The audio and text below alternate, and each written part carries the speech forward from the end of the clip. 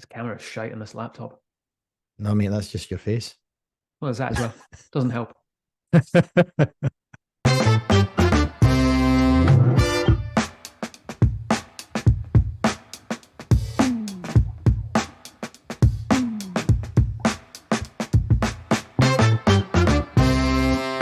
Well, look what we have here. Another episode of Not Another Whiskey Podcast with the two hosts with the mosts. It's that time again, ladies and gentlemen, where we sit down with my esteemed colleague, Nicholas Polacki, who some say was one of the trendsetters of drinking whiskey in the USA. He is the man, some kind of myth, and in some parts of the world, a legend. How are you, my friend? I'm really good, mate. Really good indeed. And welcome to everyone to another show where we'll dive into the vodka world, discuss the latest trends in molecular mixology, and review some fat-rinsed ingredients. I am, of course, talking absolute garbage. We're doing none of that because on this show, we talk nothing but whiskey. Is that right, Mitch? Absolutely, buddy. This episode, we're going to have a look into the world of Whisky Awards, which is something that we haven't done before. And we thought we'd do this because the big ones have recently just dropped. So we're going to be looking into who won what and hear from an ambassador whose brand recently won the title of Best Whiskey in the World, which if you don't know what that is yet, it's a bit of a shocker and a bit of a surprise to everyone. Right, Nicholas? Indeed. But before we do all of that, mate, I think it's about time we pour ourselves a dram. So what do you have there? What are you drinking? Yeah, man. Well, as per usual, my friend, a few whiskies have been sent to the Not Another Whiskey Podcast headquarters. Can we just stop? There is no headquarters. It's the Mitch Bouchard Get Me Drunk Fund. And here we go. Well, your headquarters are over in America, mate, and nothing gets sent over there, so tough shit. But the guys at Turntable sent me some very nice samples in a little package, and if you guys haven't seen Turntable yet, it's a brand new blended whiskey that's just come out. I've just cracked them, and first impressions are really positive. I love the packaging. I want to get my nose into this a little bit more and taste it, spend a little bit more time with them. So I think what we're going to do, mate, is I'll chat about this on the next show because this is literally just arrived. I've just poured it out. I'm going to be drinking it as we chat here, and we'll get into that. What about you, mate? I think it's late enough now in the US that you can have a wee dram, right? It is indeed. Actually, I'm pouring myself a different little Japanese whiskey, not Shibuya right now. I'm having a glass of Masahiro malt whiskey. This is a pure malt 12-year-old. It is matured for 12 years in bourbon cask, finished for another year in Oloroso sherry. And I've started to cut, this is like my Japanese Balvenie Doublewood 12, because the maturation process is identical. The flavor profile is very similar, but this is a great dram. 43% ABV, so it's nice and sippable. Doesn't really need much going on. This is a little distillery in Okinawa. So funnily enough, it is a distillery that we do single grain stuff with, but we don't do malt whiskey with them. And their own malt whiskey, their namesake malt whiskey is really, really good. Actually, on that note, we're going to be inviting a couple of other people from the Japanese whiskey world for an episode down the line as well. So I've been rounding up a few people. It's quite difficult to get people in the Japanese whiskey world to actually want to come forward and talk about it. It's not as forward facing, I think, as the Scotch whiskey world, but I've got a couple of people in mind that are absolutely killer and just really experts in the field, particularly Chris Elliott from Ichiro, which I'll talk about a little bit later as well. And we've also got Mr. Dave Broom coming on that episode to chat about it, a friend of the show who's been on here a few times. And obviously for those that are listening that knows Dave, he's a bit obsessed with Japanese whiskey, has been over there quite a few times and actually written a book on it as well. So, but what hasn't Dave written a fucking book on? I mean, Jesus, boy. He's written more books than you've read, Mitch. Yeah, that's 1.5. Let's get into some news, mate. Let's get into some news. What's caught your whiskey eyes this week? Well, yeah. I mean, because I don't read that much. There was a picture of something that caught my eye. So that was kind of cool. No, I mean, the first thing was it was actually a story about Russia, who everyone is probably well aware those cocks are still warming the shit out of Ukraine, and the good news is most major drinks companies has ceased trading with Russia, and it seems like the Russians are getting a little bit desperate for whiskey, mate, because this article was all based around this massive factory over there making counterfeit Johnny Walker Black Label. I actually watched a video of this, right? And honestly, the bottles had like sediment floating inside it. It looked disgusting. But this factory apparently is in the village of Bellemute, and reportedly thousands of bottles of falsified alcohol products, including well-known whiskey, cognac, and rums, were found there. 2 tons of the stuff was confiscated. That's insane. That is mental. That is this. I mean, the whole thing out there is mental, but you know, shameful. And I think it's probably a more accurate word, shameful. But there you go. Well, on a slightly more different note, let's take a turn from the most deplorable behavior and undervalued people making terrible decisions you can think of to the most valuable whiskey collection to go on sale. So this has actually just happened. We're recording this on May 12th. So we'll start putting a wee bit of a timeline on this just to put this into context. This went to auction yesterday, so I can't even tell you the final buying price. But this is called the Legacy Collection, and it was being auctioned by Sotheby's in New York. A trove of 142 lots with some of the most exclusive whiskies on the planet, and was expected to fetch as much as $1.9 million under the hammer. So on that note, some of the whiskies that were there, like some really notable Japanese whiskies and bourbons within its ranks, but really the main player on this, shocker, is the Macallan Fine and Rare collection. So this is something that, you know, I think there's 59 separate vintages in total of the Macallan Fine and Rares. They're distilled. Obviously, one of the rarest bottle was the 1926, which sold alone for £1.5 million 3 years ago in London. So this collection does not have that bottle, but it has pretty much everything else. Yeah, it is crazy. In fact, it really is a powerhouse of whiskies. You know, you can see the lineup there. If anybody wants to kind of Google up and take a look, there's some really phenomenal bottles. There's a 50-year-old Balvenie in there. There's 8 bottles of Dalmore 25 and a 38-year-old Brora just amongst the mix. But realistically, when you see these all, and then some Pappy Van Winkles and a little bit of kind of Hibiki 17 and some other kind of fun, really great whiskies from Japan and around the world. But you know, when you see the lineup of whiskies, it really is the full spread of Macallan Fine and Rares, minus the 1926. But yeah, it's impressive. So mate, how much did you get for your collection? Well, I'm hoping for 1.9 million, but I'll let you know. Actually, we don't know. But if anybody's out there listening and you bought it, please shoot us a note on Instagram, reach out to us at the show and tell us what you paid for it. And if you need us to come round and help you crack a few of those bottles. Mitch, do you ever miss an opportunity to get free samples? Right. I mean, we had some fun times. I mean, we used to go around to a few collectors in California and drink some of their crazy stuff. We had a few stories about that we can't probably mention on this podcast, but I was trying to forget those moments. Some of them are brilliant, but a couple of them I'd rather not remember. Not so good, yeah. Not so good. Anyway, moving away from that, Glenmorangie. Glenmorangie is doing such cool stuff right now, and I think it's a testament to this. So they've done a collaboration with Dominic Cambrone, aka the Shoe Surgeon, and apparently he's a titan of bespoke whiskey making, bespoke sneakers. So this guy basically designs his own sneakers and kind of does his own twist on these.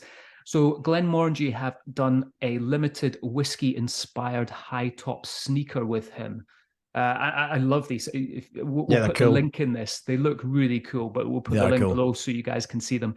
But this guy, Dominic Calbrone's from California. He went over to the distillery at Glenmorangie, looked at the whole whiskey making process, and basically these limited edition handcrafted shoes that he's created.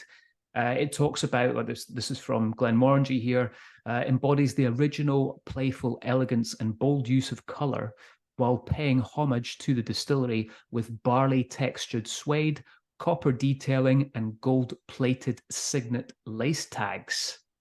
They look cool. That's, Casper McRae, our old boss, now works for them, and I know he does a lot of this marketing aspect of Glenmorangie with them. So Casper, I'm a size 9. You have my address. Get some over to me. Thanks, mate. Same here, mate. Same here. Same size here. So that's it. 2 for 1, right? Don't There you even go. need to. Yeah, these are really nice, actually, to be fair. I'm looking forward to seeing Dr. Bill Lumsden doing his presentations now wearing a pair of sneaks and high tops. That would be doing his breakdancing moves with a pair of these on. Oh, man. All right. Well, let's get back to the topic of this week's episode, Mitch. You used to sit on the judging panel for the San Francisco Spirit Awards. How did you find that one? Yeah, I mean, for those that haven't really looked into this sort of world of Whisky Award, and I know some people out there might think, whatever, it's just a fix, it's a load of bullshit. And I think in some ways you could be right for saying that, because all of them aren't 100% legit. The ones that I tend to concentrate on are the International World Spirit Competition and the San Francisco Spirit Awards, right? So to run you guys kind of through how this whole thing works. So I sat on the panel for, I think it was 4 years I did it, 4 years in a row, the San Francisco Spirit Awards. And it's unbelievable to do this. So everything is done completely blind. To set a scene for you guys, you do it over 3 days. There is about 70 judges, and all these judges are from the drinks industry, very, very well renowned. Not sure how I slipped through the net, but anyway. And you over the 3 days, I think I counted it one time, and I think it was about 270 different spirits that you judge. Everything from vodka, rum, whiskey, obviously, flavored liqueurs at one point, which was horrendous. And you just go through all these categories. So to give you an example, you would start off with something like vodka, very neutral. They would sit 6 vodkas in front of you, and you'd split into groups of around about 5 to 6 people. So you take about 10 minutes to go through these 6 samples in front of you, and literally everything is blind. They would tell you it's vodka, they tell you the ABV, and that's it. Someone then comes up after about 10 minutes when you've finished analyzing all these, comes up with a clipboard and says, right, so-and-so, you're going to start. And each time it kind of starts on someone different. And you have to say, okay, so what I thought, that was quite clean. That was easy sipping. This is the notes that I'm getting. I'm going to give this one either a no award, a bronze award, silver, or gold. And then everyone goes around the table giving that award. Now, the guy with the clipboard then goes, okay, so now we've got 5 silvers, so it's going to be a silver overall. If more than, I think it was 4 or 5 people, or like 90% of the table, gave a gold, then it would go to potentially double gold. Now, the cool part of this is towards the end of the weekend, the final day, was when you're sipping on all the double gold awarded whiskies, gins, vodkas, rums, whatever you put forward. So now you're judging the best of the best. And that's how we get to the point when you do an award like the San Francisco Spirit Awards, where they come to this decision on what the best whiskey in the world is, or best gin, or the best vodka, or whatever it's going to be. It's done in a really neutral way. And you literally don't know any of the brands as you're going through. Even when you finish this, you don't know what brands you picked. And very cool that for this year, for the San Francisco Spirits Awards, it was actually Glen Scotia 25-year-old that got the best whiskey in the world, which was great to see, because we're a big fan of what those guys are doing on the show here. So great to see. So that's a kind of little bit of an insight, if you like. Well, not a little bit. I rambled on quite a bit, but that's a bit. Tell me about it. Oh, I was you like, still awake, the whole mate? time I was like, I don't know. I was like, fucking hell, land the plane here, mate. Like, come on. No, but it is quite a complex process that they go through for these, and a lot of time is spent for these awards. So that's a little bit of an insight for you guys on how this all works. But I mean, do you want to talk? You did all right, Nicholas. I mean, you picked up a nice wee award for Shibui. We did. So in a similar, I'm with you on this one, Mitch. There are lots of award companies out there, and I call them companies because that's what they are. They're out there to sell awards to people who want to pay for them and buy them, and that's pretty much what they do. But amongst that, there are some very reputable, true nosing and tasting experiences that are doing this blind tasting. So San Francisco Spirit Awards, Ultimate Spirits Challenge is another one from Paul Picault, and then International Wines and Spirits competition as well. So those would be my top three that I really rate. A couple of the other ones out there, they're still fantastic, but if you're linked to a publication, I always think that's a little bit difficult because you have an advertising revenue stream kind of attached to your award ceremonies. And so from that standpoint, we're quite specific about where we kind of put our product into. IWSC, Ultimate Spirits Challenge in San Francisco are the three that we like to kind of go in and kind of put our whiskies into. But this year, and we literally just found this out last week, that Shibui Pure Malt 10-year-old was named the best Asian whiskey in the world. So it wasn't just the best Japanese whiskey. We actually outperformed some amazing Japanese whiskeys and single malts from like Nagahama, Akashi, Shirakawa, even the 1958-year-old single malt that they put in there. But we were also outpaced, everything from Taiwan, like Kavalan, their entire lineup was part of that. And also Paul John and all the other Indian single malts. So for us, that was really exciting, to be named best Asian single malt in the world and pick up the trophy. Like you said, Mitch, thank you. That's IWSC is pretty cool. It's very similar, it's a double blind tasting panel. The whiskey judging panel is a multitude of really influential spirits experts, including Bill Lumsden, actually. Richard Paterson's in there, Brian Kinsman. I know David Stewart did it from time to time as well. So the judging panel in there is really impressive, and I think it speaks volumes for the other winners out there, because we went through. And I will get to this a little bit later in the show. Some of the other winners that kind of picked up the trophies from other regions around the world are really impressive whiskies as well. So some of those will come as no surprise. But on that note, there was a bit of a surprise in other awards, as Milk and Honey from Israel won the best whiskey in the world at World Whisky Awards this year. And we had a sit down with their brand ambassador, Shilton Almeida, to chat about this in a little bit more detail. Welcome, Shilton. How are you doing, sir? I'm good. How are you guys doing? All well? Very well. Great to meet you. I've not met. I know Mitch has actually had a few drinks with you in the past, I think. Is that correct? Randomly bumping into each other in a bar. I think the last time we hung out was in the US. It was some kind of whiskey festival. I can't remember which one it was because we've been to so many of these. It's funny. I get asked like, "Oh, are you coming to this whiskey festival?" I'm like, "No, I've got like PTSD from whiskey festivals. I don't do them anymore." But dude, that was a while ago, and I think you were, when I first met you, you were the ambassador for Paul John Indian whiskey. I think you were with them for 6 years, right? Before you. I was with Paul John for almost 10 years. Wow. Oh, 10 years was it? All right, cool, man. So you guys won an amazing award for best whiskey in the world with Elements. So congratulations on that. I know it's you guys have picked up quite a few awards already with M&H. So really cool to see you guys getting best whiskey in the world. I'm really fascinated with this whiskey. Can you talk us through it? Because I know one of the things is that it uses sherry cask, but it's still certified as kosher. How's all that working? Yes, we just won it. Thanks for that.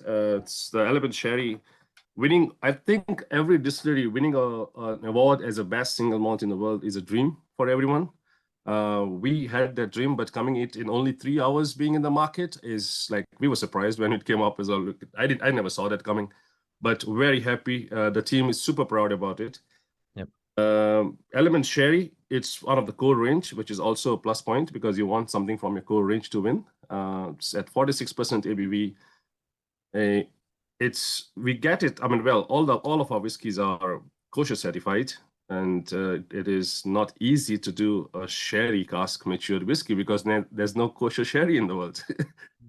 So for us to actually make it, we have to get the wines made, the sherry wines made for us, especially in Spain, and then we.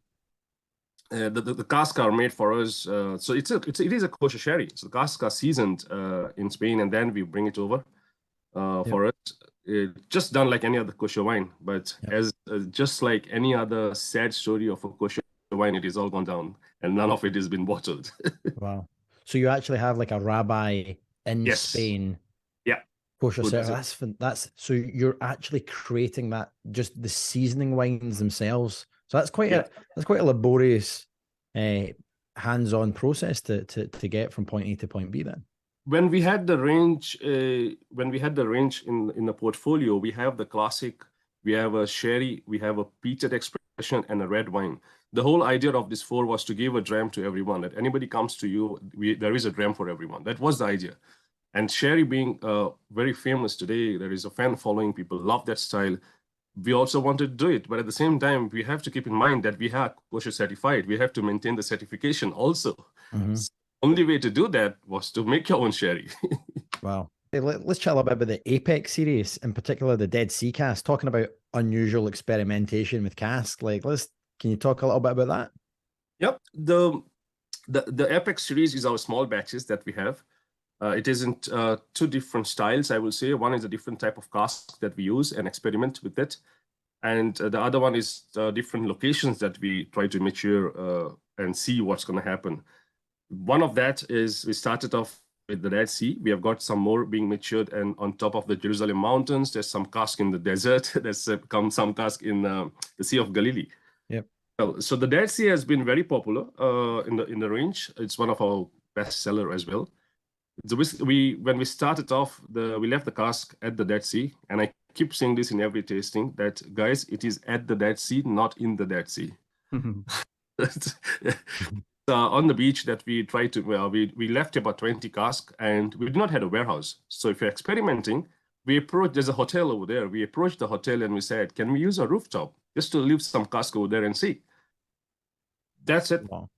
We had to build a cage, of course, to keep it safe so that no one else drinks it from there. And we locked the cask on top of the hotel. At the Dead Sea, it's 50 degrees Celsius. It's very dry and a lot of air pressure. When I talk about the air pressure is even more inside the cask than outside the cask. The whiskey, if people say that the whiskey matures fast in Tel Aviv, then Dead Sea will be faster. If it is hot in Tel Aviv, Dead Sea is hotter. So the Dead Sea Apex is matured for only about 18 months at the Dead Sea, and then we move the cask back to Tel Aviv. The reason behind that is that we also lose 25% a year at the Dead Sea. Of whiskey lost, some greedy, thirsty angels, we can say. I want to rewind a little bit. Like when we talk about milk and honey and the kind of distillery character, how would you describe that to someone? And then how does this maturation in the lowest point in the world affect that when you guys open it and try it? So for the distillation itself, our new make spirit, we get it at 74%. We watered it down at 64.5 to fill the cask. The spirit itself is very oily, and you get a lot of pastry notes. At 64%, you don't feel the ABV on it. We get it in that style, and with also when you try the classic or the elements, you can see the DNA running through. So we, especially in the core range, we keep the distillery character in the spirit. You can feel it, and at the same time, when you come to the Apex, is where we try and play around. It's not like the cask is taking over, but the cask influence will be more in the Apex series, just because we are trying it out and experimenting. But the core range will always shine. We make sure that the distillery character shines out in it. Very cool. So I remember listening to a tasting with Tomer, your distillery manager, over lockdown. He seems like an interesting cat. I'm assuming you do quite a bit of work with him, and you get over to the distillery now and again. I think you said 2 or 3 times you've been over. Yep. One of the biggest reasons, I will say, well, not one, the only reason, when I was moving this, and I was super excited because I knew the team before, Tomer and Tal, and we had been like good friends already. So it's a great team to work. Very much open. You can anytime, just give a call and talk about the liquid, about what we are doing, what we can do. And Tomer himself is passionate. Before starting with M&H, he used to distill at home. he used to distill at home, and that's how he got into it. He had the passion. He loved doing it, and I think we are a great team today. That's brilliant. That's amazing. But I know you guys are using a load of casks. You've got STR, you've got ex-Isla casks, rum, cognac, pomegranate, I think I saw as well as one point. What else are you guys messing about with? Anything else you can tell us about? Yeah, the Apex series, for example, our core range, we use ex-bourbon a lot. Then we also use STR cask with us. These are the 2 main. styles of whiskey. We use ex-Islay casks to make the get the peated spirit, peated whiskey. And when we play around, we started off with the Apex with white wine cask. We have done a cognac cask. We are on second batch of the cognac cask now. Rum cask, ex-rye cask, tequila cask, fortified wine cask, which is from the local wineries that we got. Last year, we did a project called as Art and Craft, which is beer cask as well, where we approached 6 different breweries, and we gave them our cask and asked them to fill their beer. So we had an IPA cask. We have, the releases were IPA, stout, chocolate porter, Belgian ale. So we just kept trying all this. Just now, January this year, we have bottled a new cognac cask, another rum cask, small batch, and ex-rye cask. Man, you guys are busy. Is there any point where Tomer like sends you some stuff and like, oh, you know, Shilton, what do you think of this? And you're just like, nah, dude, that's not working. That's just wrong. Can't do that. Well, that's we do not do. I mean, there's nothing like that. But we always something with the releases. We always a feedback that we can give in the market of this is what, or there are some few tweaks that we want to do. But there are so much experiments going on. Trust me, if my camera is not working today, if I had to show you my camera and to see the samples over here, it's like I don't even have the time to do that when you're traveling. Or like an apothecary. Plane next time. Yeah, Shilton. On that note, like a lot of our listeners have obviously not made the journey and the pilgrimage out to the distillery from Milk and Honey. Can you just describe a little bit about what goes on there and just the distillery itself? Yeah, well, we are in Tel Aviv. We are just about 10 minutes walk from the sea, I would say. It depends on how fast you can walk also. We're very close. We are in Jaffa. The distillery building itself was an old bakery at some point when we started off. We have one set, 9,000 liter and 3,500 liter on the sprit. We distill about 700 liters a day. Annually we do about 240,000 liters. We can even push it up to 1 million if you want to. Small team, about 25 people in total. Production itself is around 8 people, I think so. Tomer and his team in production. So that's, I mean, that leaves us a room of me and Tal, the only 2 guys traveling. There's not much, not many people, but it's a lot of to do. So small team, but yeah, we have a visitor center as well. So if there's anybody visiting, we are very much open. There's a visitor center. We have a shop there as well. So yeah, we'll look after people when they visit. Listen, Shilton, thank you so much for being on the show, man. Great to have you on here. Next time I'm in Glasgow, I'll send you a wee message, mate. Hopefully you're not traveling somewhere around the world and we can hang out and have a couple of drams. But thanks for being on, mate. Good to see you. Thank you so much, guys. And I was just going to say the same. Next time, probably we'll do the same, but in person with a dram in our hands. Nice. Well, great to see that brand getting some recognition for, you know, the really interesting sort of work they're doing, right? Absolutely, mate. Absolutely. And on that note, there's another few interesting mentions on the awards here. So I will continue as I was prior to that interview with IWSC, so International Wine and Spirits Competition. For Best Bourbon, William Hivenhill, 9th edition, 15-year-old, picked up that award. For Best Irish, Redbreast, 27-year-old, which I've not tasted. Is it me or does Redbreast always seem to get the Best Irish Whiskey Award? The juice is killer. Like Redbreast, I think the product is phenomenal. I mean, there are some baller Irish whiskies out there competing in that space, but Redbreast are really, I mean, to be fair, it's a 27-year-old. I'm sure it's not cheap, but they are, you know. Best blended Scotch at IWSC. Again, look at this for a gunner. Royal Salute 62 gun. So 62 gun Salute. So again, not an inexpensive whiskey, but fantastic blend. The best non-age statement single malt is, and you might know this, Mitch, I hadn't seen it before, Glenfarne. So it's McGregor, Ross and company that make it, but I think it's aligned somewhere with White Mackay. And I've got a feeling it was a UK expression that was sold through Tesco. So I've not seen it in the States. And all I know is that it's a Speyside distillery making this single malt under the white label of Glenfarne, but that actually picked up the best NAS. Which is really, really cool. Best single malt, 15 years and under, Inchmurren, 12-year-old from Loch Lomond Whiskies. The best malt from the ages of 16 to 25 is Tomintoul, 21-year-old. And the best single malt, 26 and over, is Talisker 30-year-old. So back to your old stomping ground there, Mitch, with Diageo. So well done to the team over there. Nice.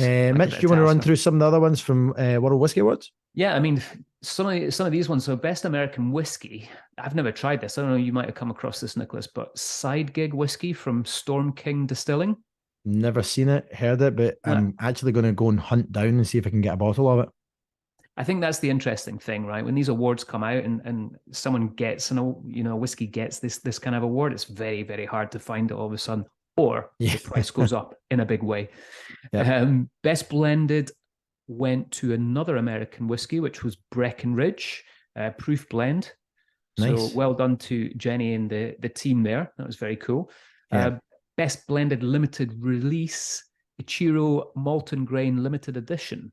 It's my friend Chris Elliott that imports that in, and he works really closely with Ichiro, and that is a phenomenal whiskey. I've not had the limited edition, but great to see another Japanese whiskey company going out there, a smaller Japanese whiskey company like us going out and getting some really good wins. So well done to Chris and the team at Ichiro. Nice. And best bourbon, this is an interesting one. The Representative, which I believe is an MGP product. It is indeed. This is made by a company called Proof and Wood. And the guy is Dave Schmeier, and he's based in Connecticut.